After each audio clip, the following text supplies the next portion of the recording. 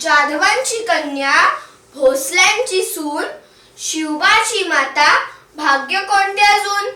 हिंदवी स्वराज्याचा पताका अभिमानाने डोलते, लक्ष देऊन ऐका मी जिजाऊ बोलते. लखोजीराव जाधव आमचे पिता आणि माळसाबाई आमची माता.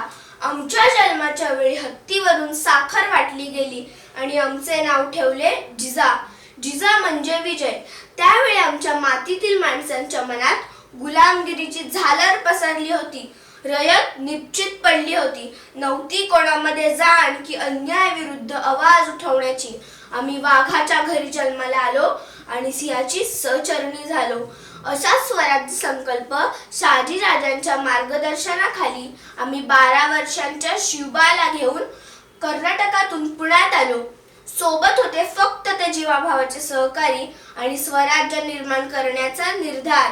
अंगणातील तुळस, गोठ्यातील गाय आणि घरातील माय ह्यांच्यावर जर कोणी वाकडी नजर केली तर त्याची गय केली जाणार नाही, अशी शिकवण आम्ही शिवबांना दिली.